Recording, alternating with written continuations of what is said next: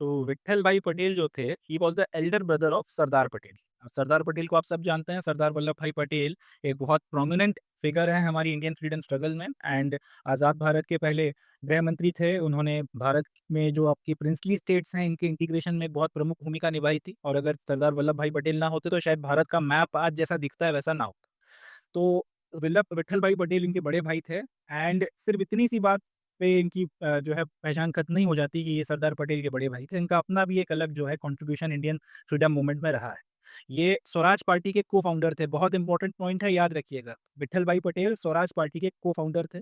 इससे ज़्यादा इंपॉर्टेंट बात यह है कि इन्होंने कभी भी गांधी जी की जो लीडरशिप है उसको पूरी तरीके से ना एक्सेप्ट किया, ना उनकी फिलॉसफी को पूरी तरीके से एक्सेप्ट किया। जिन लोगों को नहीं पता उनके लिए बता रहा हूँ, 1920s में 30s में कांग्रेस ने पूरी तरीके से गांधीयन फिलॉसफी जो है उसके बेसिस पर फ्रीडम मूवमेंट को चलाया। अब उसके भी कई सारे क्रिटिक्स हैं कि उसके चलते शायद फ्रीडम मूवमेंट जो है उसको फायदा नहीं हुआ, नुकसान हुआ। कई लोग उसको फिर मगर ये भी बोलते हैं कि गांधीयन तरीकों के चलते इंडियन फ्रीडम स्ट्रगल जो है पूरी दुनिया में जो है उसके बारे में लोगों को पता चला और उसको एक यूनिक फ्लेवर या कैरेक्टर मिला नॉन वायलेंस का। उसके भी काउंटर में फिर कई लोग जवाब देते हैं कि वायलेंस तो काफ़ी हुआ, अल्टीमेटली आखिर आते-आते इतना वायलेंस हुआ, सारी चीज़ें। बट पॉइंट ये है कि कांग्रेस ने प्रोमिनेंटली गांधीयन फिलॉसफी को के बेसिस पे फ्रीडम मूवमेंट को आखिरी के 2-3 दशकों में चलाया था और गांधी जी की लीडरशिप को लोगों ने सर्वोपरि माना। इनकी खास बात यह है कि विट्ठल भाई पटेल ने ना तो कभी गांधी जी की लीडरशिप को पूरी तरीके से एक्सेप्ट किया, आंख बंद करके उनके ऊपर पूरी तरह भरोसा किया, ना पूरी तरीके से कभी उन्होंने गांधीयन फिलॉसफी को अपनाया। मगर ये सब के बाद में भी उन्होंने कांग्रेस को ज्वाइन किया, उन्होंने फ्रीडम मूवमेंट में अपना कंट्रीब्यूशन देने के लिए इंडियन नेशनल कांग्रेस की सदस्यता को ग्रहण किया था। बाद में जब गांधी जी ने आपका नॉन कॉपरेशन मूवमेंट जो है उसको सस्पेंड कर दिया, चौरा चौरी की घटना हुई थी और उस चौरा चौरी की घटना के चलते जब गांधी जी ने ये बोलकर पूरा का पूरा नॉन कॉपरेशन मूवमेंट सस्पेंड किया कि लोगों को अभी सही मायने में अहिंसा की जो परिभाषा है वो नहीं समझ में आई है। तब इन्होंने कांग्रेस को छोड़ दिया, कांग्रेस से त्याग पत्र दिया एंड मोतीलाल नेहरू एंड चित्तरंजन दास दास के साथ में मिलकर स्वराज पार्टी की स्थापना करी। तो ये स्वराज पार्टी के को-फाउंडर थे। एक तो ये इंपॉर्टेंट बात। बाद में इन 1924 he was elected to Central Legislative Assembly, a chairman of elected and nominated Indian and British representatives with limited power।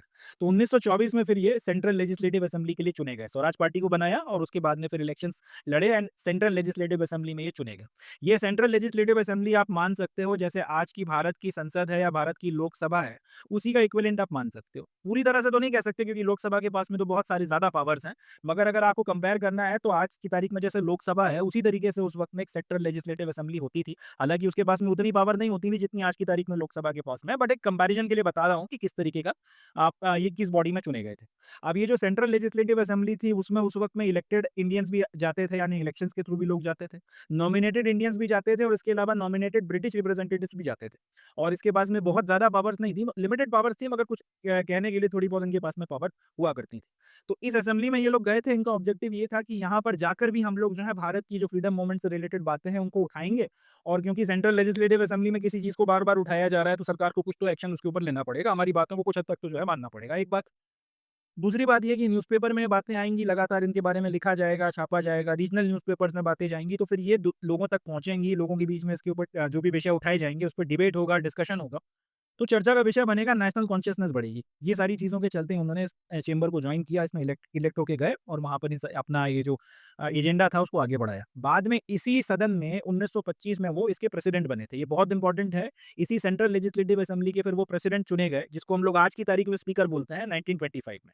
तब सेंट्रल लेजिस्लेटिव असेंबली का जो चेयरमैन था उसे क्या बोला जाता था? प्रेसिडेंट बोला जाता था।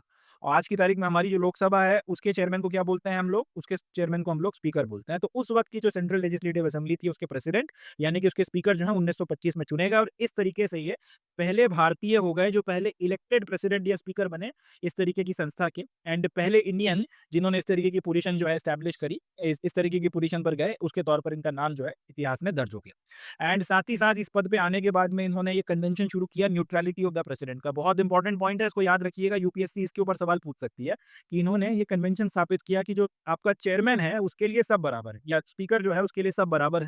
इससे फर्क नहीं पड़ता कि वो किस पार्टी से आया है, वो किस विचारधारा का है। अगर वो सभापति के पद के तौर पर आसीन है, उस पद पर वो प्रिसाइडिंग ऑफिसर के तौर पर अगर बैठा हुआ है, तो फिर वो किसी का पक्ष नहीं ले सकता, वो पक्षपात नहीं कर सकता। उसको न्यूट्रल होना होगा डिबेट्स में। जो भी डिबेट एंड डिस्कशन होंगे, वो किसी का फेवर नहीं करेगा, सबको बराबरी से ट्रीट करेगा, वो न्यूट्रल बिहेव करेगा। ये जो न्यूट्रलिटी थी स्पीकर की या प्रेसिडेंट की, ये आपके विट्ठल भाई पटेल के द्वारा जो है शुरू की गई थी। एंड सिर्फ अगर ऐसी स्थिति बन जाती है कि एक किसी मैटर के ऊपर वोट पड़ता है और हाउस में फेवर में और अगेंस्ट में बराबर वोट पड़ जाते हैं।